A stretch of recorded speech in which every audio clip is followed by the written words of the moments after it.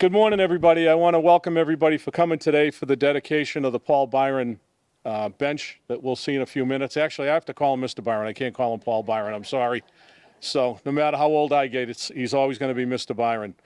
First of all, I want to recognize Mrs. Byron, who's here, and their son, Matt, who came in from Nevada for today's dedication. So welcome.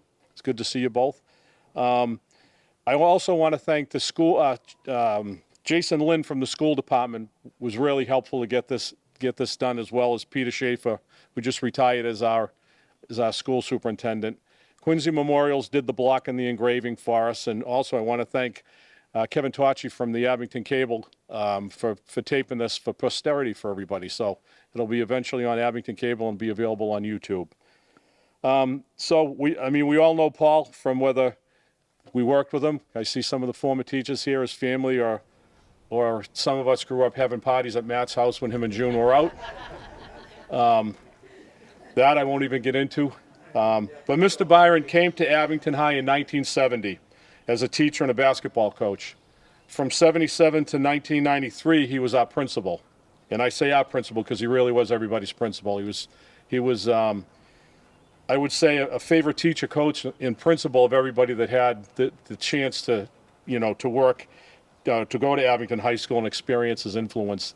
Paul graduated from Whitman High School, went on to Boston College, and then after graduation, joined the United States Marine Corps Reserves and served in the Marine Corps till 1966.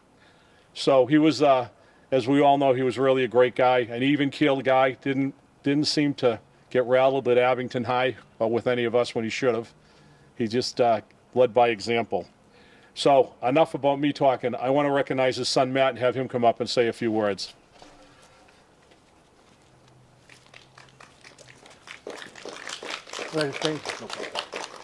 First off, I'd like to thank Roger. He's been instrumental in making this happen. We started working on this maybe, 4 months ago? Yes.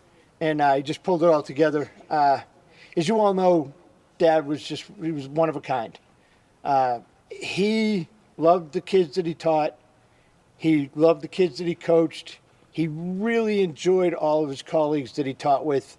And he led by example, and be responsible, but he also led with love. That was his biggest thing, was he loved people, he loved deeply, and between that motto and do the right thing, I think was what we all got out of the experience of being around him. To have him as a dad was just an amazing thing. I may have been of curiosity, a challenge, as Mom would say, yeah.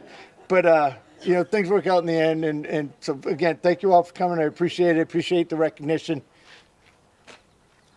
So we'll do the. Here we go.